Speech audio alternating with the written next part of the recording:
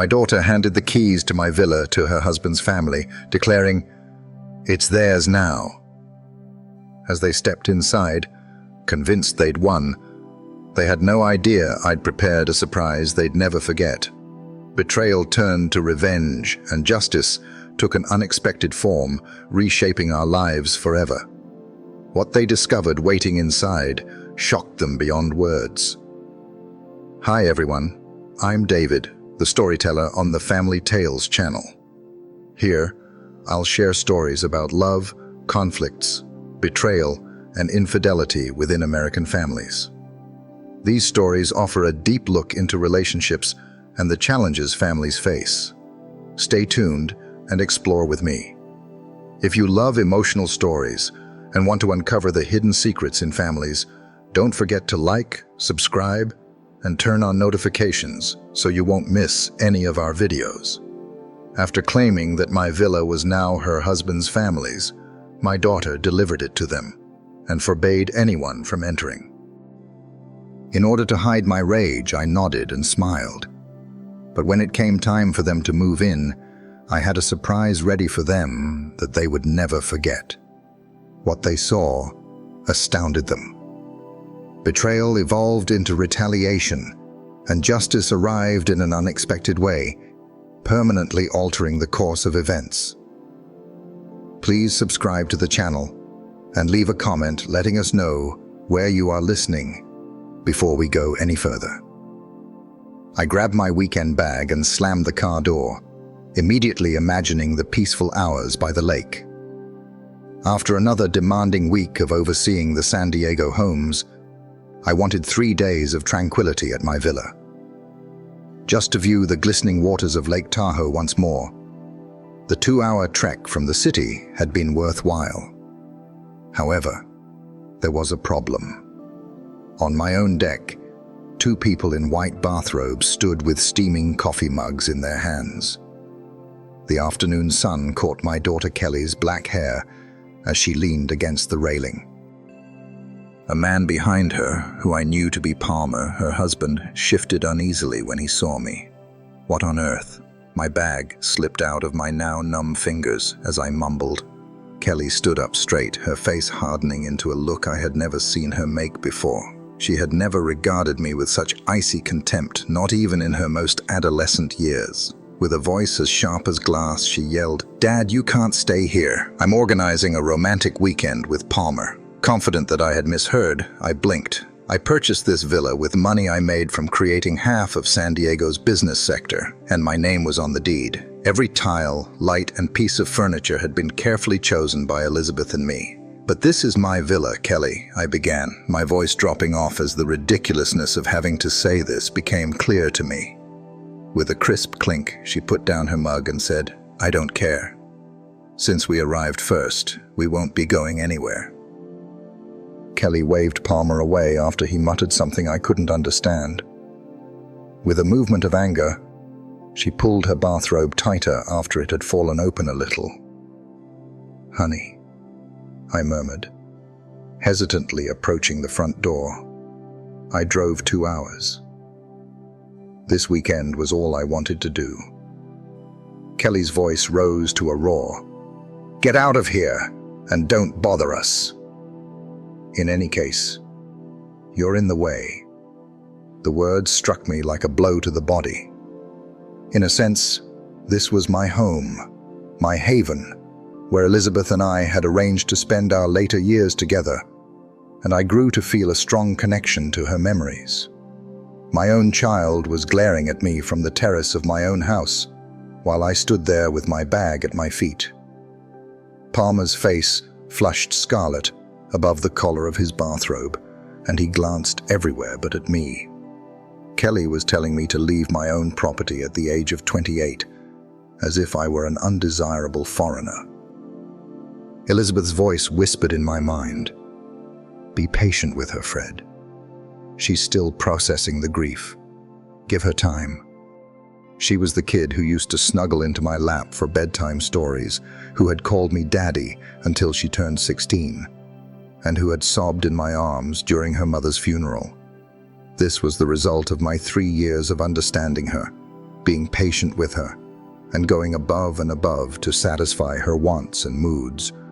The word tasted like ash, yet I heard myself say, "Fine, I'll go." My knees ached with emotion as I knelt down to retrieve my suitcase. My own daughter was treating me like dirt on her shoes at the age of 62.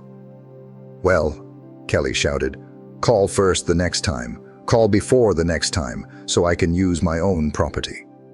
Each step felt like a retreat from a battlefield I hadn't even realized I was supposed to fight on as I limped back to my car on wobbly legs. I could hear Kelly's voice behind me, softer now, discussing their dinner arrangements with Palmer. German engineering, dependable as ever, evidently in contrast to family, turned over with a smooth purr. With my hands holding the driving wheel so firmly that my knuckles turned white, I pulled out of the driveway. I could see Kelly and Palmer in my rearview mirror, already ignoring me as they sat back in their chairs on the patio. It could have been a final farewell or a toast, but my daughter raised her coffee mug. Ahead lay the long, deserted drive back to San Diego. Like Elizabeth, I would be driving home in defeat, tail between my legs, always frightened that I would, as I always did. I was in my study on Monday night, consuming lukewarm coffee and the remains of a lonely dinner. It had been 3 days since the humiliation at the resort on Friday. Every time the phone rang on Saturday, I jumped, thinking Kelly would call and give me an explanation. On Sunday, I came to the uneasy conclusion that perhaps I was always too willing to give up. My thoughts were interrupted by the harsh sound of the phone. "Dad." I had fervently hoped for warmth, but Kelly's voice lacked it. Aloof and professional. "Pay close attention. Palmer and I have made up our minds. His parents currently own the villa." The moment my coffee mug reached my lips, it froze. "What? What are you talking about, Kelly?" "It is presently the home of Carl and Margaret Thompson." Her words fell into quiet water like stones. "You are no longer allowed to go there." I sat forward, and the leather chair creaked. "Have you gone crazy, Kelly? You cannot simply remove my belongings." "I can, in fact, and I am." Her voice became as keen as a sword. "They are in dire need of decent housing, and you barely ever use it anyhow." My memory flashed back to 30 years of working 12-hour days to create my construction company. Every battle for a permission, every challenging customer, and every sacrifice Elizabeth and I had to make in order to finance that ideal lakefront home. With unexpected power, the words, "It's my villa," burst out at me. I spent 30 years working to purchase that property. There was no humor in Kelly's laugh. "You're acting incredibly self-centered, following everything we've done for you since your mother passed away. Something broke. What have you done for me?" I raised my voice to hers. "Your wedding, your automobile, your education loans, and that expensive apartment deposit were all paid for by me." She interrupted me, as fathers do. "In addition, you're elderly and now alone. With a villa this size, what could you possibly need? Elderly and isolated." Instead of crumpling, I felt something tighten inside my chest as the phrase struck like a physical blow. Elizabeth had never heard her daughter talk with such deliberate malice, yet her soft voice whispered patience from memory. "Kelly, those are Palmer's parents, total strangers to me. Now that they are family, they will genuinely value what they are receiving, in contrast to you." I gripped the phone tighter, till my knuckles became white. No, there was silence between us. I could almost hear the link crackle with her amazement. "Just what did you say?" "No, Kelly," I said. "No is the response. You can't refuse me. You're wasting that villa anyhow." When she eventually lost her cool, something unsightly showed through. "Palmer's parents have been having financial difficulties, and all you're doing is stockpiling property that you seldom ever use." Irony stung. Since Elizabeth's passing, I had been going more often to find solace in the location where we had been happiest. Kelly was well aware of this. The steadiness of my voice shocked me as I responded, "They can find their own housing solutions. How self-centered you've become is unbelievable." Kelly's tone veered into panic. "Your mother would be embarrassed by you. That went too far." This theft, this manipulation of a bereaved husband's love for his only kid, would never have been tolerated by Elizabeth. I whispered, "Your mother would be appalled at what you've turned into." Kelly could be heard taking a breath. "You dare." I ended the call. I'd hung up on my daughter for the first time in 3 years. My heart pounded against my ribs while the phone rested silently on my lap. The evening traffic in San Diego hummed its usual cadence outside, but inside my study, everything was different. Immediately, the phone rang once more. The screen revealed Kelly's name. I switched it off. Sleep was still elusive that evening. I replayed every syllable of Kelly's ridiculous demand while I sat in my leather recliner till far after midnight. My study's silence felt different now. It was charged with possibilities rather than tranquility. Something fundamental had changed within me by dawn. The dawn of Tuesday brought clarity. After getting my laptop and making coffee, I started studying property law with the same meticulousness that had allowed me to build my construction business. I had heard about California regulations, transfer procedures, and documentation demands decades ago, but I never thought I would use them against my own daughter. Throughout the day, text messages buzzed on the phone. Naturally, Kelly. "We must discuss yesterday, Dad." "Don't be obstinate about this then." "Lastly, this weekend Palmer's parents will visit the villa." Without answering any of the messages, I erased them. I took a car downtown on Wednesday morning to my lawyer's office. With a keen mind and tactful demeanor, Marcus Chen had managed my business dealings for 15 years. With floor-to-ceiling windows framing sailboats that danced across the bay, his corner office had a view of the harbor. "Fred." With a firm handshake, Marcus got up from behind his mahogany desk. "Nice to see you. How may I be of assistance?" I took a seat in the well-known client chair, the leather still cracking in the same location. I have to talk about ways to protect property. While maintaining his professional neutrality, Marcus arched an eyebrow. "Is it residential or commercial?" "Home-based. The villa on Lake Tahoe." I hesitated, carefully selecting my words. "Someone is trying to assert ownership rights that they do not have. A relative."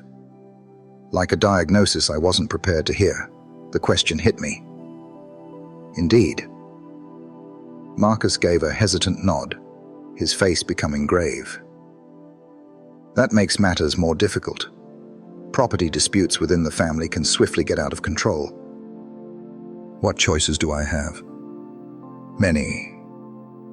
With his pen already in motion, Marcus produced a legal pad. "We start by making sure your ownership documents are unquestionable. Secondly, we can put in place more safeguards. LLC arrangements or trusts, whichever makes the most sense for your circumstances. How soon? The complexity determines this. Review of basic documentation. A few of days. More advanced defense. 2 to 3 weeks. I considered the text message that Kelly had sent. This weekend, Palmer's parents will be visiting. I might not have much time. Marcus put his pen down and studied my face with the same focus that made him a master at reading jurors and clients. Is someone attempting to evict you from your own land, Fred? Like an accusation, the question hovered between us. Marcus's businesslike manner turned into a more intimate one when I nodded.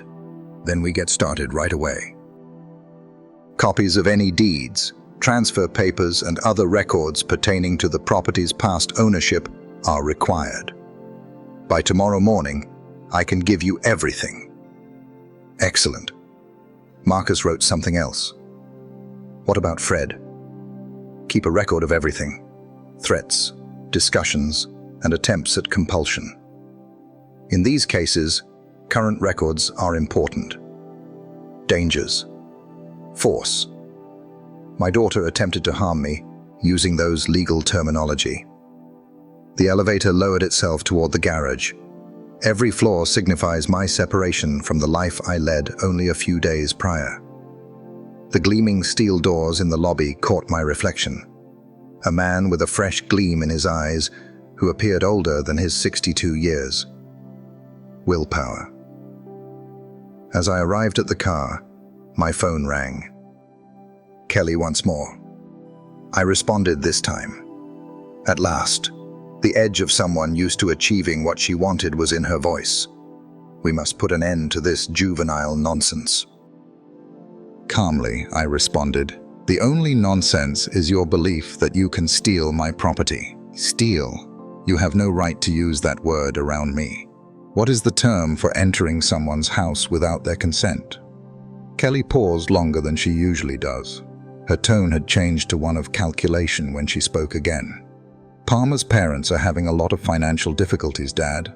Carl's pension hardly covers their rent, and Margaret lost her job last month. A tactic of persuasion I remembered from her adolescence. When demands were not met, make an appeal to sympathy.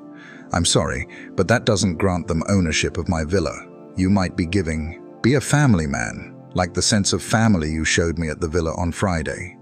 One more pause. That is, your presence there caught us off guard. On my own land, you need to have made the initial call. It was startling to see the circular reasoning. I won't give my villa to anyone, Kelly. That's the end of it. All right. Palmer's parents are still coming to look at it on Saturday. Even though her voice cracked like a whip, they have already planned their trip. The line died. I was standing next to my car. I continued to listen to the dial tone while phones pressed against my ear. The midday sky over San Diego was blue and infinite above me. The same sky that had seen me, after decades of hard struggle, construct everything I owned. 4 days remained till Saturday. The mechanical hum of the dial tone persisted. Phones continued to push against my ear as I sat motionless in my leather chair. In the unexpected hush, Kelly's remarks reverberated. This Saturday, Palmer's parents will still visit to take a look. Take a look, as though they already owned my villa.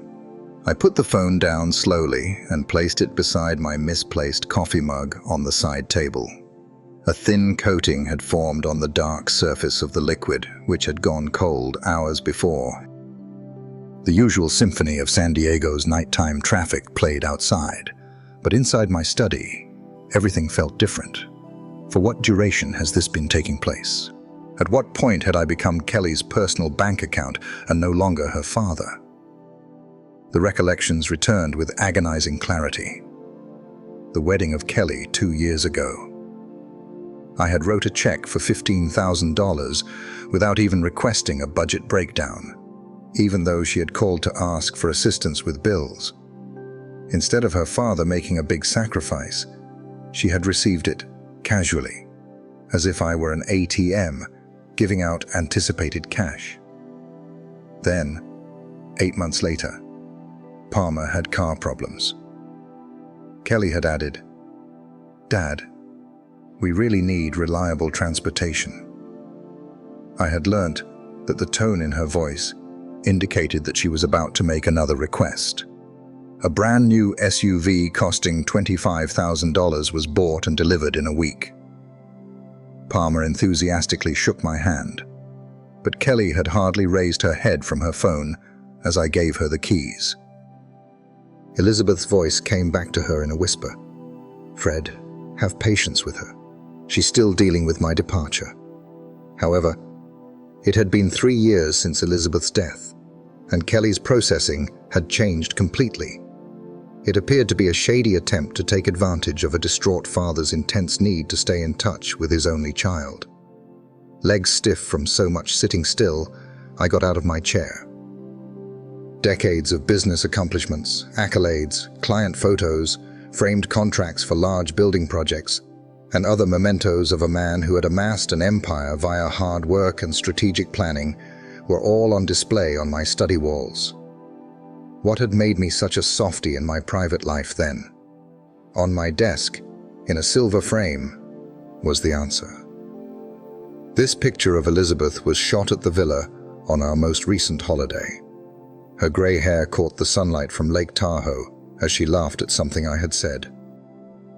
In the 3 years after her passing, I had complied with all of Kelly's requests, out of fear that refusing would alienate my remaining family. However, family members did not steal from one another. Grief was not turned into a business opportunity by family.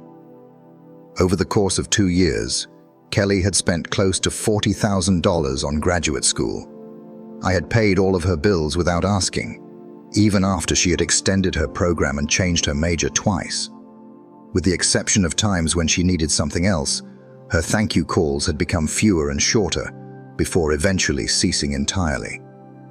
When I applied the same analytical method to Kelly's behavior, a talent that had proven useful to me in contract negotiations and construction bidding wars, the pattern became evident. Every request had been bigger than the one before it. Each gesture of appreciation had been more modest. Every encounter had seemed less intimate and more transactional. I had believed that I was a decent father.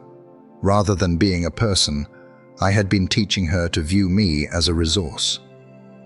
8 o'clock rang on the wall clock. In the silent room, it sounded harsh. In 4 days, Palmer's parents will show up at my villa, hoping to take possession of a property I had worked for 30 years to acquire.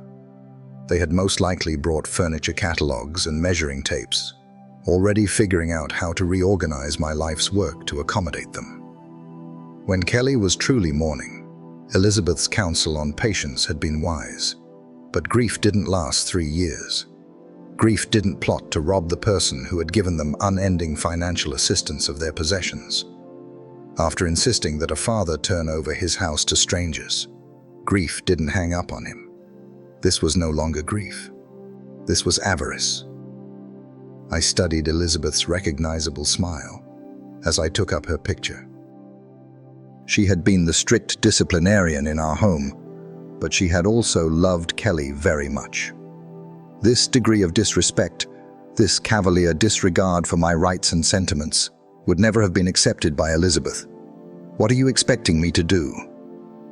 Quietly, I requested her image. The response came instantly, but it was in my voice instead of hers. Give up being a victim. It was impossible to sleep. I had completed my nightly ritual. Take a shower, brush your teeth, and read Sunday's sports section. But my mind wouldn't stop talking until my head hit the pillow at 11. I started counting days instead of sheep. April 28th, Monday, April 29th, Tuesday, April 3rd, Thursday, Friday, Saturday, Sunday, and May 4th. By midnight, I had given up on any kind of sleep after 6 days. Like I used to do when I worked on building contracts, I lay flat on my back with my hands clasped behind my head, staring at the ceiling and letting my brain solve the problem. Dissect the parts. Determine the crucial path. Determine the timetable and available resources. Kelly had committed a critical tactical mistake. I had a precise deadline from her. After working in project management for 30 years, I've discovered that the client who discloses their time frame first typically loses the negotiation. She was working backwards from a set limitation on Sunday, May 4th, which was most likely the end of her lease or the moving date of Palmer's parents. When the solution framework started to take shape, the digital clock read 12:47 a.m. Emotion was no longer the focus of this. This has to do with strategy. Additionally, I understood strategy. I've learned a lot about human nature and leverage points from every challenging client, every impossibly tight schedule, and every contractor that has attempted to pressure me for more money. First rule, never bargain in a desperate manner. After 3 years, Kelly figured I was desperate to keep our relationship going. Desperate men, however, do not abandon their daughters. Lawyers are not hired by desperate men. Rule no. 2. Deals are won by information advantage. Kelly believed she understood everything there was to know about me. The distraught widower who was unable to refuse his daughter's requests. She was unaware that I had spoken with Marcus Chen, unaware that the examination of the material is already in progress. Rule 3. Everything depends on timing. From her point of view, 6 days seemed hurried, and there was likely little time for backup plans. 6 days, in my opinion, was more than enough time to prepare something tasteful. Frank Morrison, the developer who attempted to force me out of the Harbor District project in 1998, came to mind. Morrison had circulated untruths about my company's dependability and threatened legal action, among other intimidation techniques. Does that sound familiar? I would covertly land contracts with 3 of his largest subcontractors while letting him believe his tactics were effective. I had prepared answers in case his project timeline fell apart. The parallel was nearly flawless at premium prices. Kelly believed she was forcing me to give up. Rather, she was allowing me time to construct the ideal trap.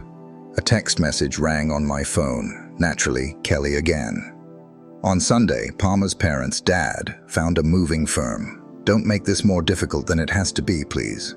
It was a stunning assumption. She had already made arrangements for my property to be moved. From a business standpoint, I was genuinely impressed by the sheer chutzpah. Even if you're only bluffing, always pretend that the sale is already closed. However, this maneuver was not new to me. In 2003, Tony Castellanos had attempted the same strategy by bringing architectural designs for changes to a home he did not yet own to my office. Tony had been taught the costly distinction between ownership rights and confidence. The identical lesson was about to be taught to Kelly. I put the phone down and erased her message. Using the same rigorous process that I had used to grow a tiny contracting business into a multi-million-dollar enterprise, my mind was now clicking through alternatives. Timeline, resources, intended result, and tolerable risk. Resources, large sums of money, legal counsel, 30 years of business connections, and one important advantage that Kelly was unaware of. My neighbor, Derek's technical know-how. After I assisted Derek with a basement flooding problem last winter, he owed me a favor. Timeline, Sunday execution, 6-day implementation period. Complete reversal of Kelly's power position is the desired result. In addition to preventing her theft, I made sure she was aware of the repercussions of treating me like a victim. The time was 1:23 in the morning. And, at last, I grinned in the shadows.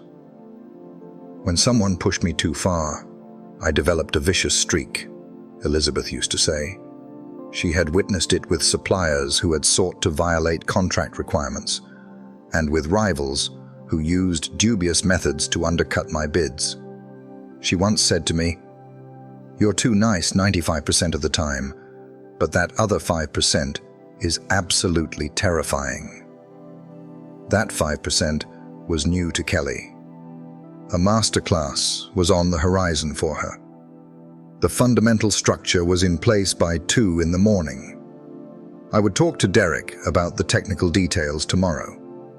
Marcus and I would finish the specifics on Wednesday. For placement and preparation, use Thursday and Friday.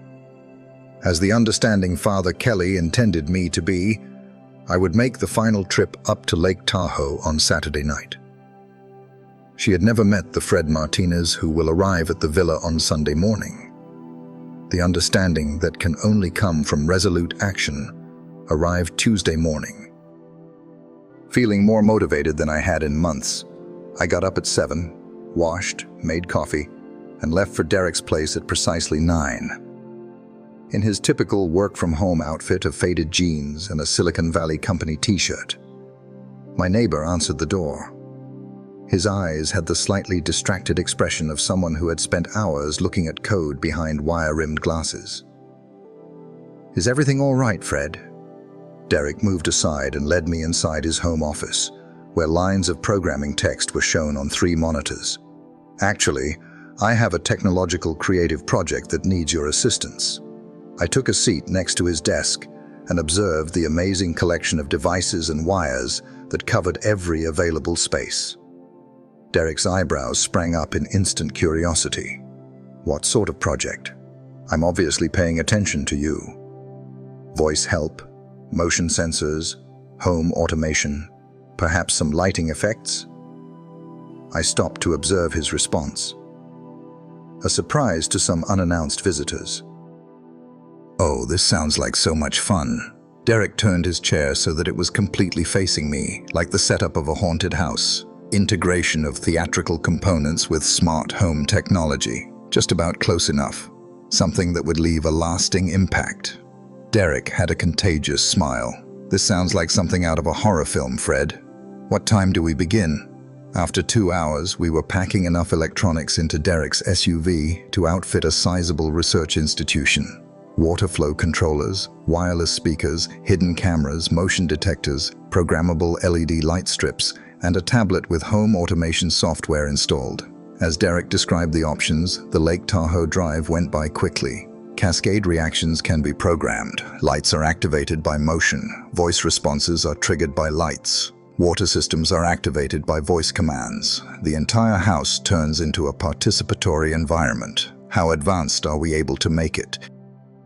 The possibilities are endless. Every room should have motion sensors, in my opinion. Custom messages are programmed into the voice assistant, lighting that reacts to patterns of movement. Derek was hopping about in his chair.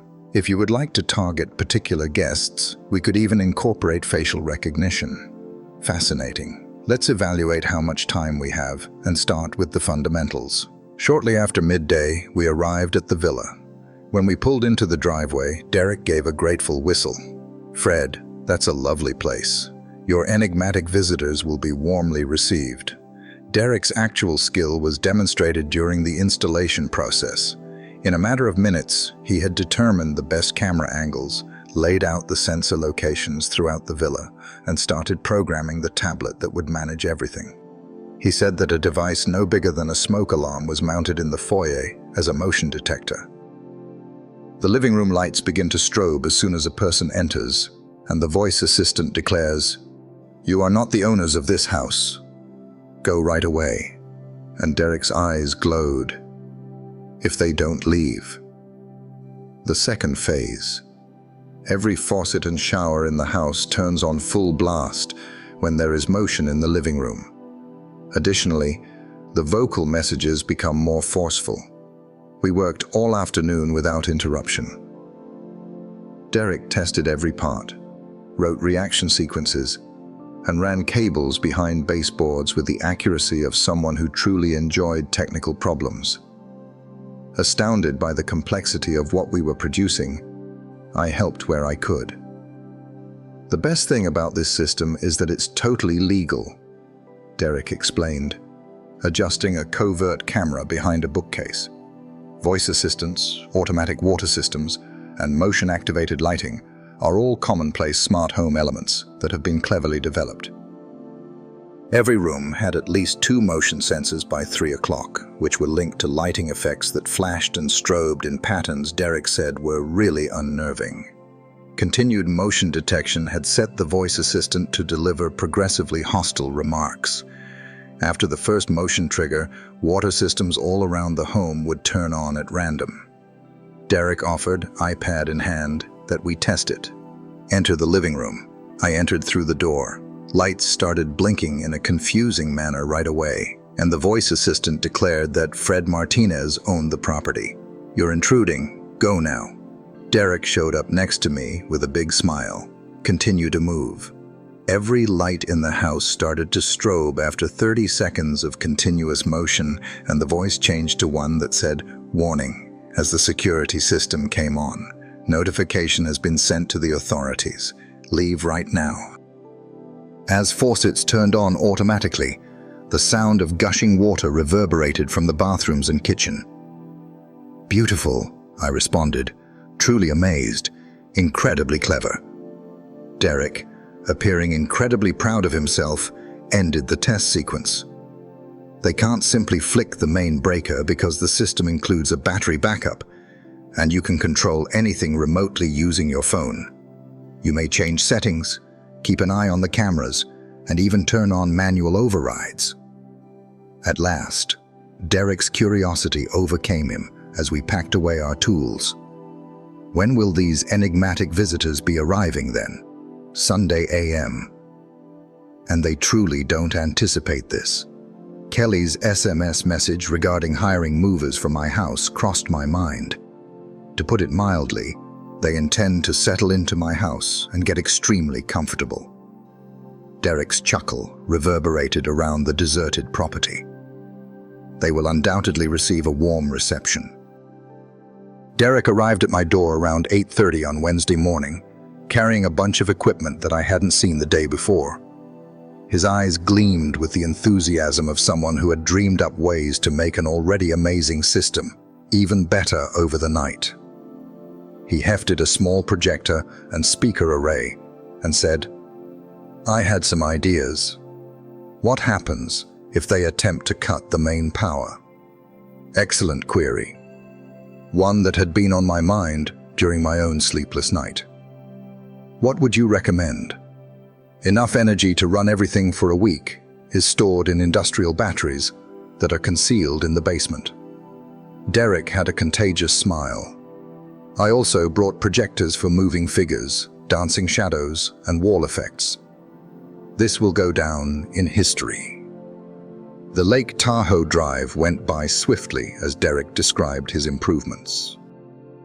Sound systems that would hum from concealed speakers all over the house, motion-activated projections of spectral shapes, and backup power supplies that would make it nearly difficult to shut down the villa. As we drew into the villa's driveway, Derek remarked, "Your enigmatic guests will think they've stepped into a haunted house movie." Excellent. We spent the entire morning working with intense focus. In order to create shifting shadows on the walls and ceilings, Derek set up projectors in the main rooms. Even during the day, the impression was quite unnerving. Shapes that flashed just out of sight, dark figures that appeared to pace behind the furniture. Derek described the psychological influence as the setup's elegance, while calibrating a wall-mounted device. When presented with random stimuli, the human brain looks for patterns. They will see things that aren't actually there because of these projections. I concentrated on the audio augmentation in the interim. Derek placed the professional-grade speakers he had brought, which were only slightly bigger than smoke detectors, in each room. He had put together an impressively unsettling sound library. Whispered whispers, creaking floorboards, footsteps in deserted hallways, and a breeze that seemed to blow through locked windows. Derek pointed out that the system will adjust the audio levels by layering various sounds at random. Sometimes there is only one effect, while other times there are several noises that overlap. Makes them wonder what's real.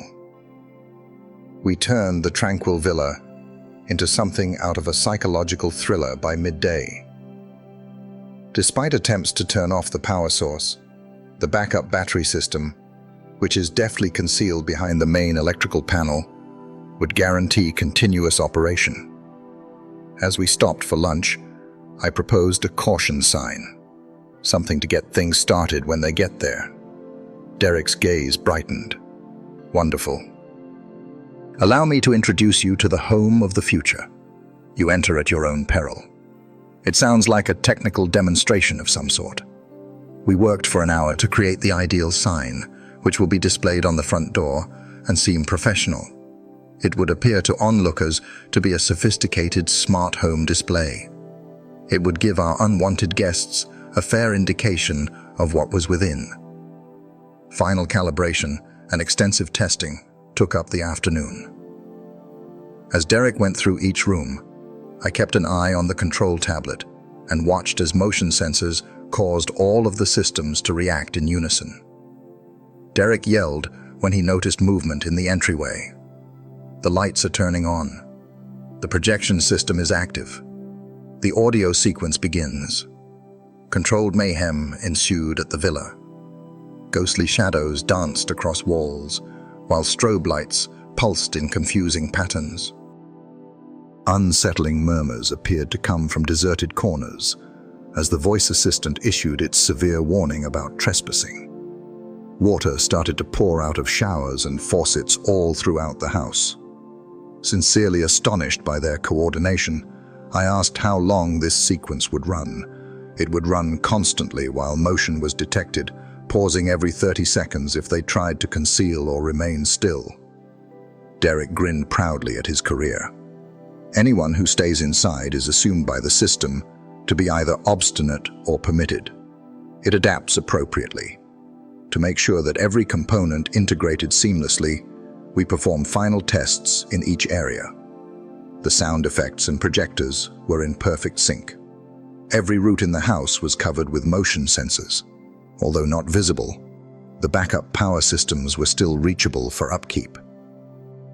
Derek made the last tweaks to the smartphone interface as night fell, so I could keep an eye on everything from a distance. Live video feeds, manual override controls, system status updates, and full operational command are all available from any location with internet access. Derek, who was clearly reluctant to part with his masterpiece, packed his equipment and remarked, "This is honestly the most sophisticated home automation project I've ever worked on. Your guests will receive an unforgettable surprise." I stood in the doorway and took one last look at our efforts. The villa appeared just as calm, friendly, and serene as it had always done. Beneath that familiar exterior, however, was a technical network that would react to unwanted guests with unrelenting, unavoidable vigor. "Derek, thank you. This is flawless."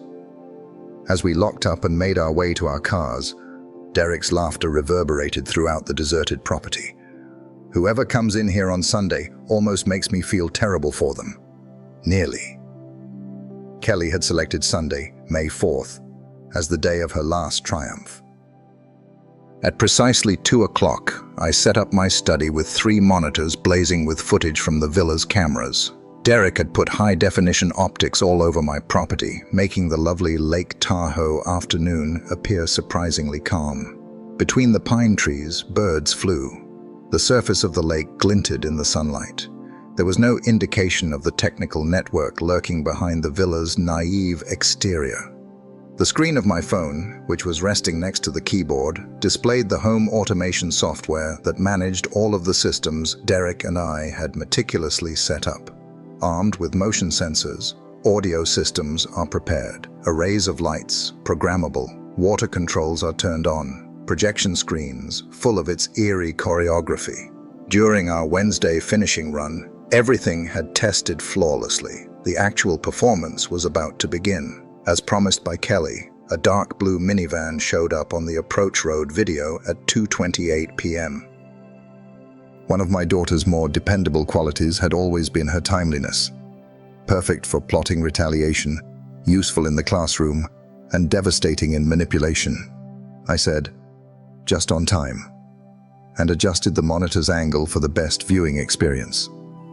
The car drove casually, confidently into my driveway, as though its owners owned every inch of the road. First to come out of the passenger side was Kelly, whose dark hair caught the afternoon light as she stretched and looked about what she obviously thought was now her family's land. After getting out of the car, Palmer started to assist his parents with their bags. Margaret Thompson and Carl Thompson appeared just as I had pictured them. Old enough for retirement, a little worn down, but moving with the excited expectation of someone who has just received a surprise present. Margaret was prepared to settle into someone else's house, holding a big purse and what looked like house slippers. With the efficiency of a permanent move, they assembled in the rear of the minivan and began unloading boxes and baggage. It wasn't a short-term arrangement or a weekend getaway. It was a whole takeover of my villa, carried out with the casual assurance of those who thought their victim was too helpless to fight back. Speaking animatedly to her in-laws, Kelly gestured toward the front door. Her triumphant and authoritative body language was evident even through the camera. Palmer nodded, looking up at the windows of the villa every now and then, as though mentally listing the rooms his parents may like. Together, the four of them, who were adamant about their claim to my property, came to my front door. With a stance that suggested someone ready to take charge of household preparations right away, Margaret stepped a little ahead of the others. Then they came to the cautionary sign. Derek's professionally erected sign was placed next to the door. Greetings from the future home. You enter at your own peril. The message was obvious, the typeface was clear, and the warning was adequate under the law. Margaret was the first to stop, reading the sign with a darkened expression. Derek had placed an audio pickup close to the door, and her voice came through loud and clear. What is this bullshit? Who posted this absurd thing? Carl joined her, clearly irritated, peering at the sign. Prankster youngster, most likely. Maggie, just ignore it. Kelly laughed sardonically and contemptuously. That's simply Dad being strange, I see. He most likely found it amusing or something. Don't be concerned about it. Palmer reached for the doorknob and shrugged. Isn't the old man always a bit out of the ordinary? Let's simply enter. Margaret wasn't done, though. With surprising strength, she grasped the mounting bracket for the sign and ripped it from the wall, her face flushed with outrage. The placard clattered to the ground as the expert installation Derek had spent an hour completing fell apart in a matter of seconds. Margaret kicked the fallen sign aside and said, "There." Kelly cheered. "I won't let some stupid warning ruin our first day in our new house." Excellent. Margaret, you are entirely correct. Now this is your home. I saw them cross the demolished caution sign and come toward my front door through my monitors. 4 individuals who had just shown utter disregard for my belongings, my message, and my authority to establish limits in my own house. A fair warning is given. A fair warning was scornfully ignored. Palmer put in the key that Kelly had clearly given him, most likely a copy of the spare I had trusted her with years before. Like a conquering commander claiming territory, my daughter escorted Palmer's parents across the threshold of my villa as the door slid open and the lock turned easily. "Make yourselves fully at home," said Kelly, her voice resonating through the doorway. "You can now use this location." The speaker system picked up Margaret's ecstatic gasp. "Oh, the interior is even more lovely. I'm amazed at how simple this was, Kelly. For some folks, being a pushover comes naturally." They were instantly detected by the motion sensors. All of my monitoring system's indicators are turning red. Inside the villa, there are 4 objectives, armed and responsive systems. Every piece of technology is prepared for activation. Leaning back in my leather chair, I hovered my finger over the screen of the smartphone that would teach them to respect other people's property. Not quite yet. Let them settle in first. With the accuracy of a Swiss watch, 10 o'clock came. I saw Kelly and Palmer fall asleep in what they thought was their master bedroom via the bedroom camera feed. Carl and Margaret were already unconscious, worn out after their day of claiming my things, according to the monitors in the guest room. Their technical awakening came at the ideal moment. Derek had put a master activation control into my smartphone, and my finger was hovering over it. Every system we'd painstakingly installed throughout the property would be activated with a single touch, armed with motion sensors, audio clips loaded, systems for projection are prepared, water controls are ready. It's time for my kid to realize that she is a strategist and not a victim. I hit the execute button. It was a wonderful and instantaneous metamorphosis. All of the villa's lights started to strobe in unison. Quick bursts of red, blue, and white transformed the quiet bedrooms into confusing dance settings. Water poured out of every shower and tap at once, filling the house with a deafening symphony of rushing water. Kelly sprang to her feet in bed, her outline outlined against the jumbled illumination. Palmer scurried next to her, both of them yelling queries that were lost in the bombardment of technology. The voice assistant then entered the stage. "Take note. An unauthorized breach has been discovered." All across the estate, the announcement echoed from concealed speakers. "This house does not belong to you. Get out of the building right away." I watched in horror as Carl and Margaret stumbled out of bed through the guest room webcam. As swirling shadows started to project across the walls, Margaret's scream could be heard clearly over the audio line. Spectral beings that appeared to move and gesture with otherworldly intent. "Carl, take action!" Panic broke Margaret's voice.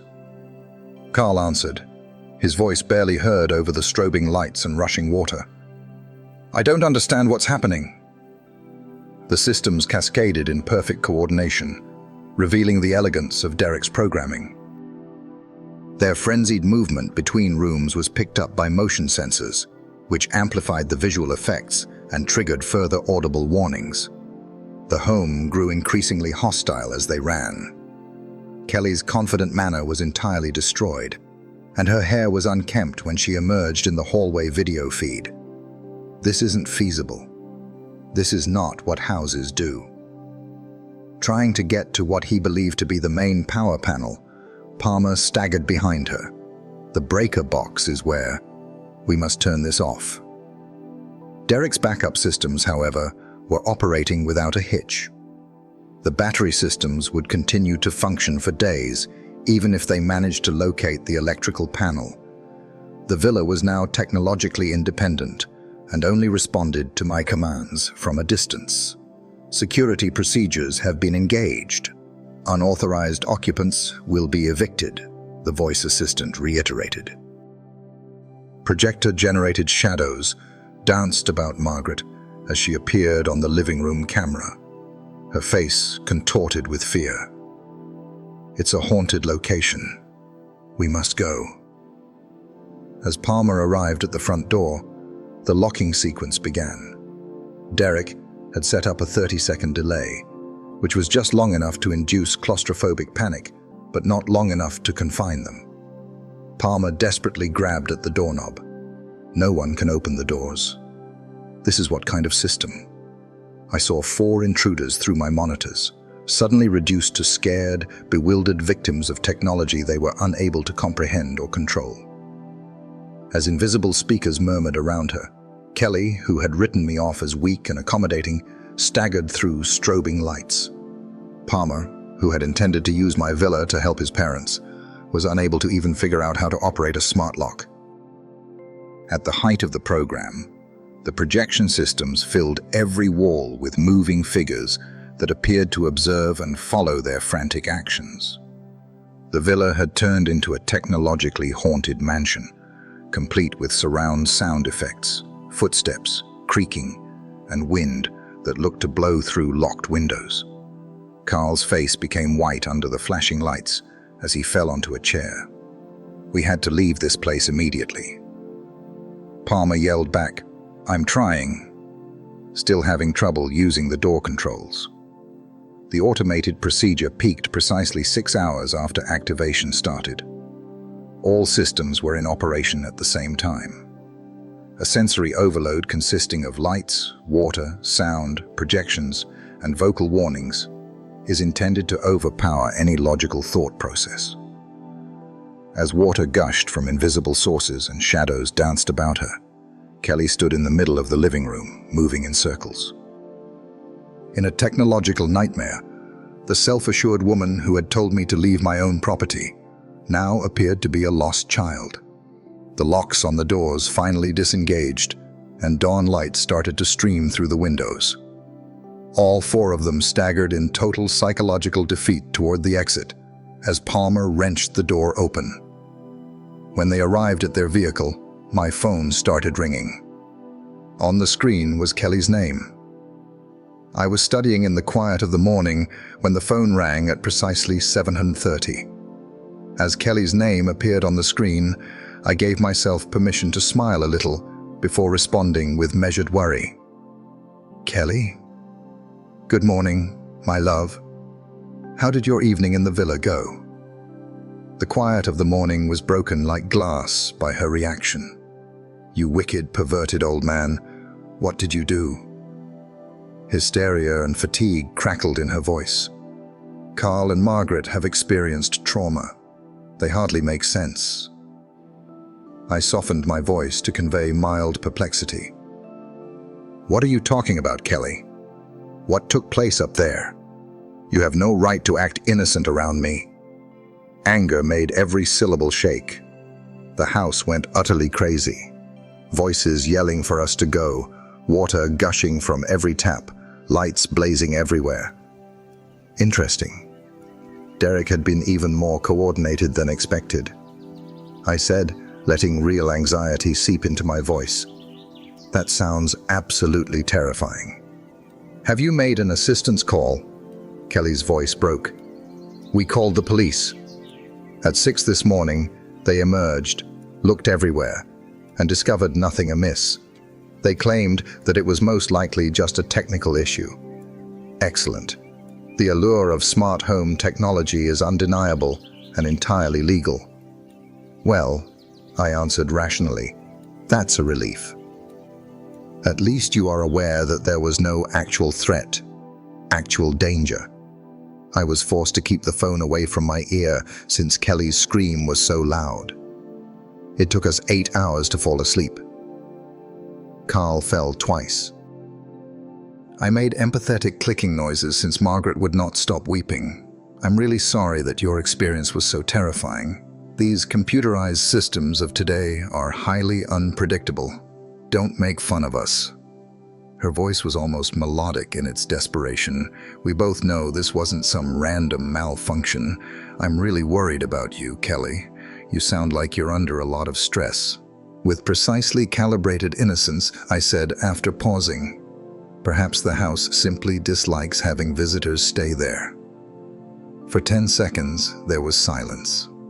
Kelly's voice had fallen to a perilous whisper by the time she spoke again. This was you. I know.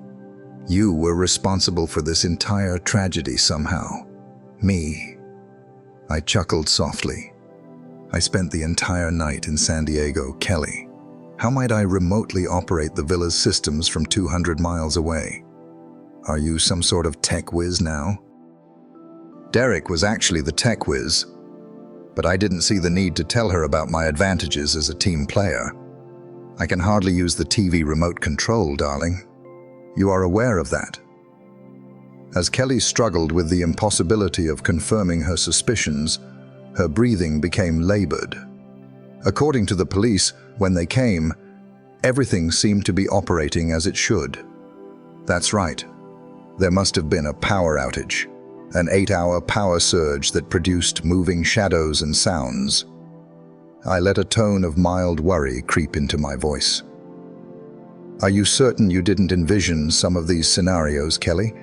You know, stress can lead to hallucinations. Are you having hallucinations? The word burst out of her throat. Did 4 persons experience the same hallucinations at the same time? The psychological phenomena of group hysteria has been documented. The link made it easy to hear Kelly's choked sob. I had been the one phoning in desperation for understanding for 3 years, only to get contemptuous answers. Deeply pleasant was the symmetry. We're never coming back, she said, attempting to fortify her trembling voice. Never. You own the villa. That place is cursed, and we don't want anything to do with it. In a moderate way, I acknowledge that was probably wise. Houses can occasionally take on personalities, particularly when they believe their limits have been crossed. This cannot be tolerated. We'll show it was you somehow. Specifically, prove what? That you had a rough night because of what the cops said was a technical issue? Kelly was silent for so long that I thought the phone had dropped.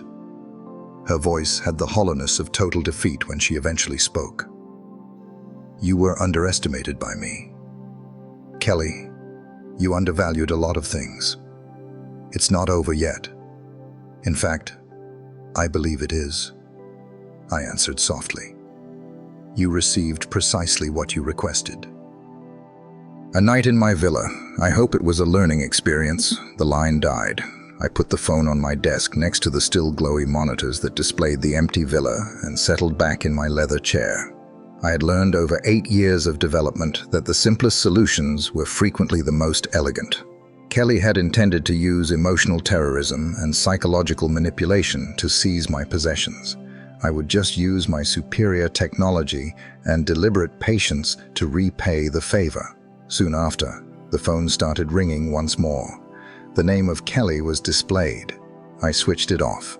My strategic predictions were confirmed Tuesday morning.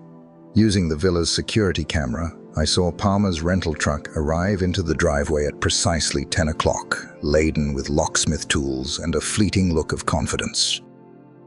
I saw him approach the front entrance with expert equipment while studying in San Diego, obviously thinking that a few lock changes would fix their villa's issue. Palmer's hired locksmith was dubious even before he had a chance to inspect Derek's integrated security system. After half an hour, both men were standing there, clearly confused and scratching their heads. Through the audio pickup, the locksmith's voice could be plainly heard. "These aren't regular locks, sir. They include wireless connectivity, biometric scanners, backup power sources, and integrated smart home systems." Palmer's expression hardened as he examined the advanced hardware. "Can't you simply swap them out anyhow? Not unless the whole security network is reprogrammed." With the efficiency of someone who was ready to go, the locksmith packed his equipment. "That is well beyond of my purview. A tech expert with knowledge of home automation systems would be necessary. And the only expert with in-depth knowledge of this specific installation within 200 miles was Derek Collins. I mentally noted that I needed to thank him once again for his meticulous job. Palmer stood by himself in the doorway of my villa. His shoulders slumped under the weight of technical loss as the locksmith drove off.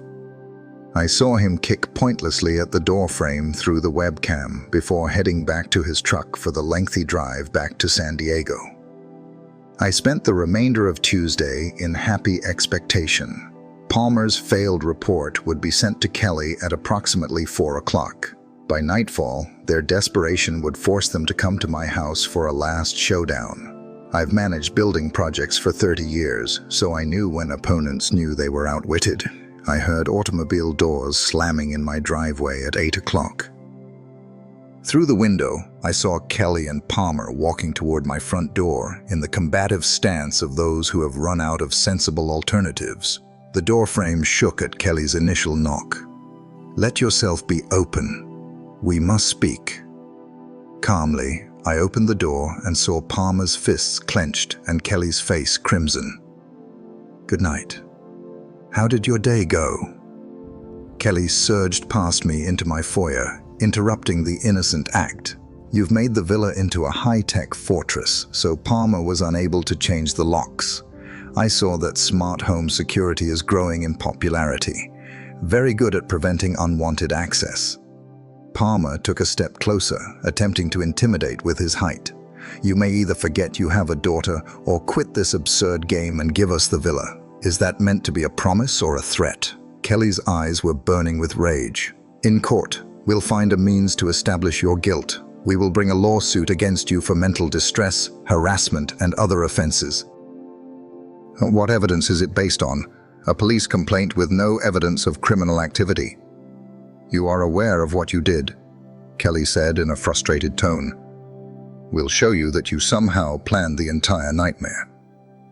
I relaxed totally as I rested against my doorframe. "Demonstrate that you encountered what the police concluded was a technical issue. I wish you luck in that endeavor." Palmer tried something else. "Look, be sensible, Fred. You're lonely and elderly. With a villa this size, what do you really need?" They lacked original content, including the precise phrases Kelly used in our phone argument.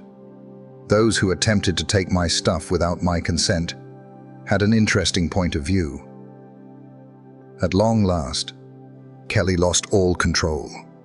"All right, a game of hardball, would you? There will never be any grandchildren for you. My children will never be aware of their grandfather's existence. Like your mother, you will die forgotten and alone. It should have hurt me to bring up Elizabeth's memory in such a harsh way. It would have made me cry and engage in frantic haggling 3 years ago. All it did now was validate my preconceived notions about my daughter's personality. The same way you gave away my villa without asking permission. It's not over, Kelly said, raising her voice to a screech. We'll ruin you.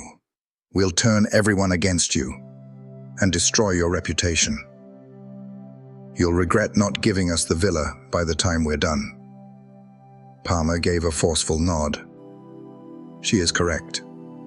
We have ties and friends. Your life will be horrible because of us. I looked clinically detached at their faces. Kelly, my sacrificed and reared daughter, now vows to destroy me for not giving up my life's work. Because his parents couldn't take my house, Palmer, the son-in-law I had welcomed into the family, threatened to start a social war. Are you done yet? Kelly took a step forward, her face contorted with resentment. We have only just begun. You don't realize what we can do. I had a really clear concept, actually. They were also capable of severe personal attacks, theft attempts, and psychological manipulation. However, they had already used all of their weapons, and I was still standing. More significantly, they had just given me all the support I required for the last option I had been considering since the phone conversation yesterday. Well, I guess we'll see who's more capable, I answered softly. My tone caused Palmer to take a step back. Perhaps realizing that her threats had accomplished something she hadn't planned, Kelly paused. In an attempt to restore control, she declared, "We're leaving." We're not done talking, though. Indeed, I believe it is, I said, observing them turn back toward their vehicle.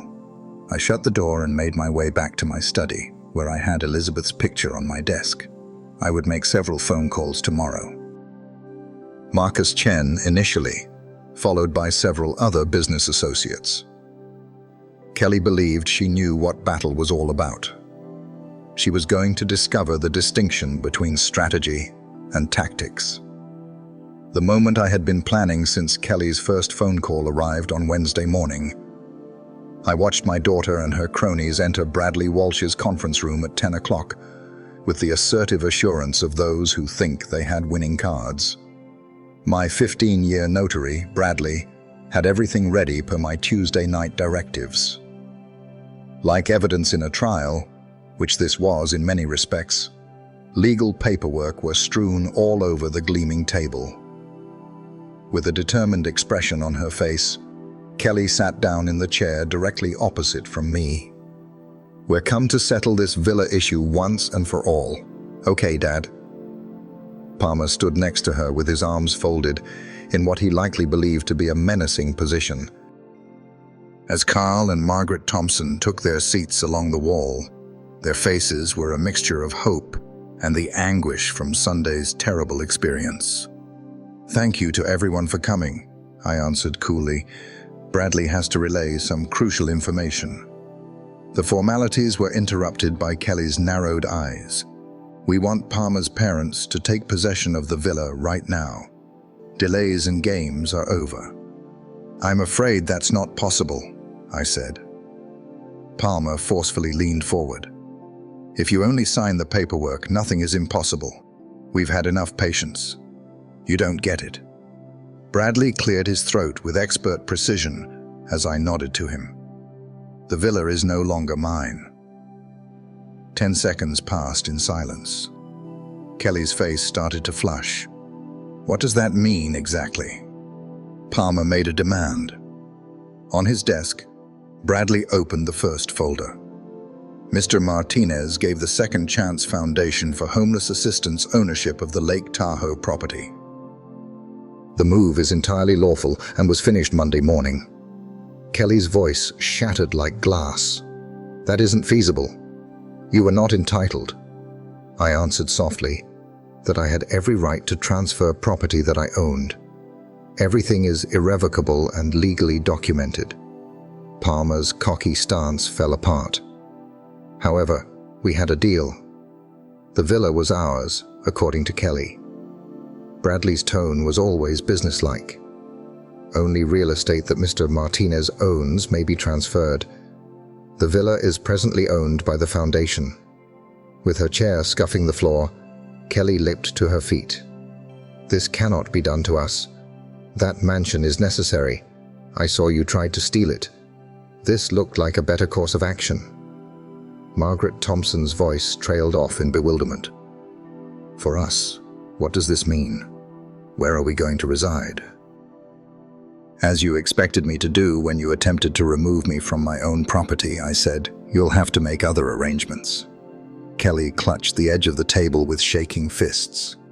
This is simply retaliation and spite. I calmly looked into her eyes. And this is justice. It's irrevocable. When Palmer realized the financial ramifications, his face had become pale.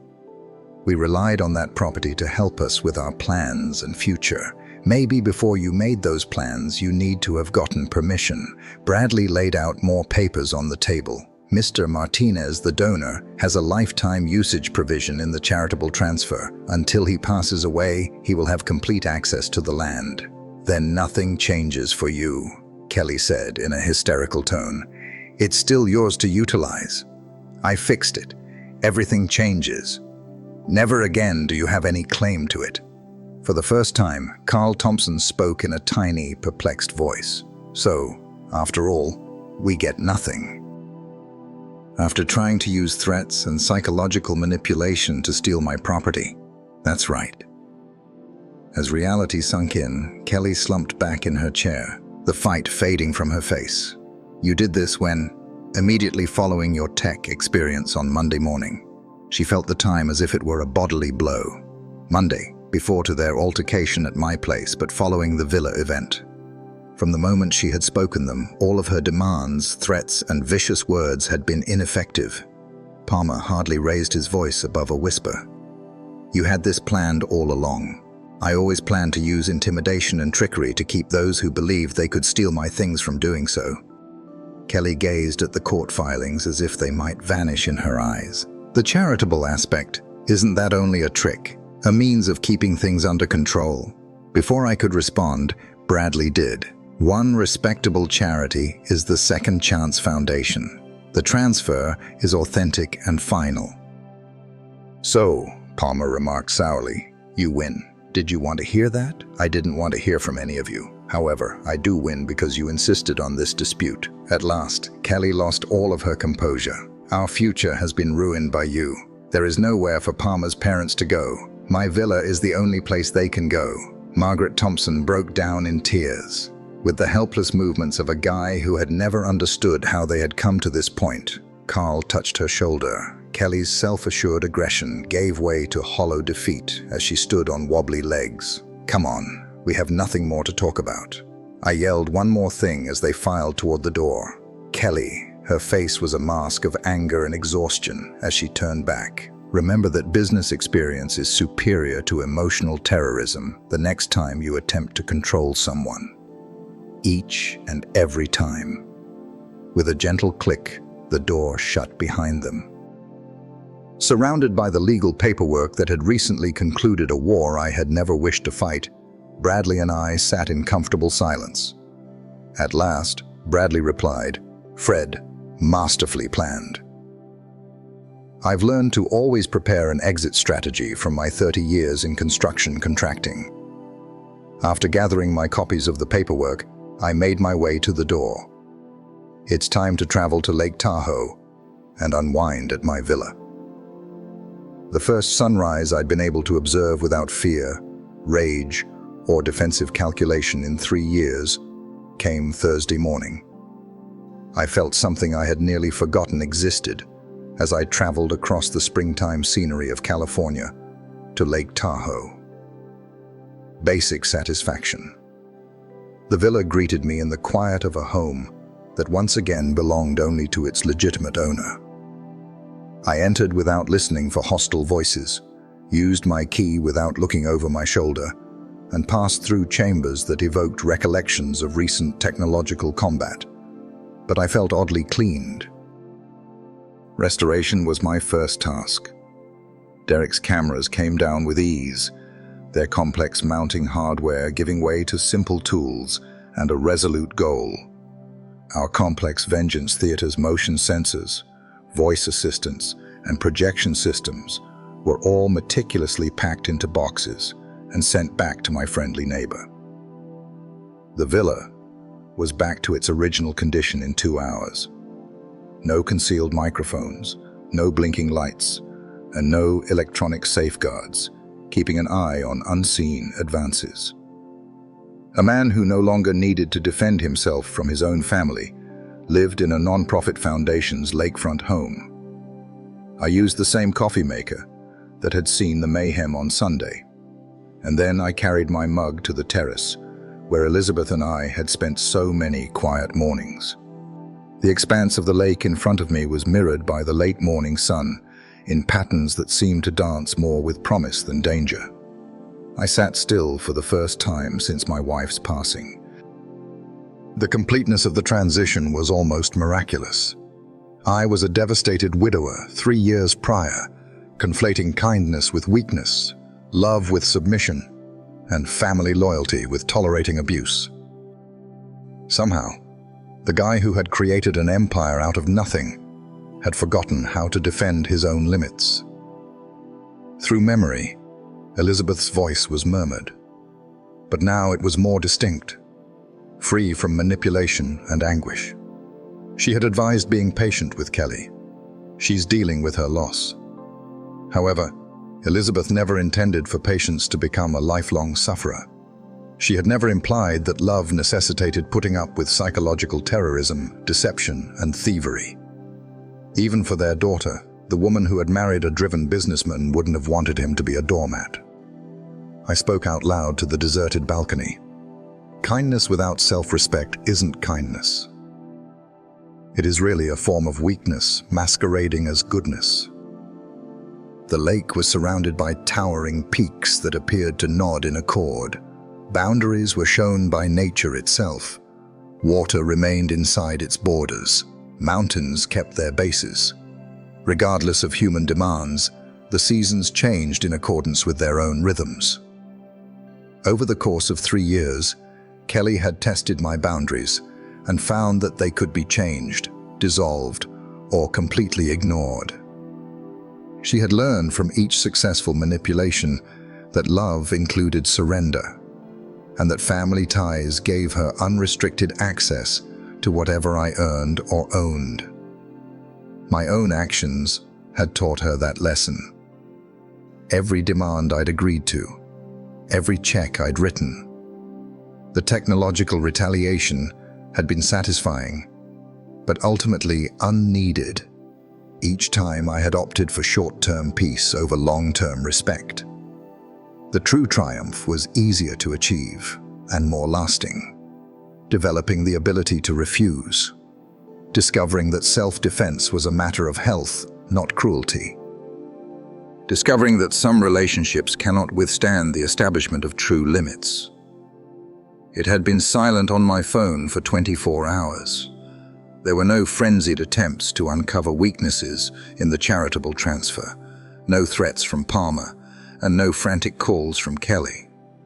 What I had found in Bradley's office had now made sense to them. They had lost the war, and it was done. However, my recuperation was more significant than their loss. The distraught widower, who had mistook exploitation for affection, was no longer there. A man who recognized his own value and saw that true kindness demanded strength rather than weakness took his place. Elizabeth would have been proud of her self-respect rather than her retaliation. About the man who had once again realized that self-defense was a loving deed.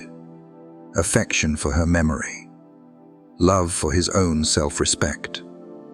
Love for the prospect that there may still be mutually respectful partnerships in his future. As I drank my coffee and pondered the peculiar mathematics of family, the afternoon sun warmed my face. Kelly calculated that she would have permanent access to my assets if she combined financial pressure with emotional manipulation.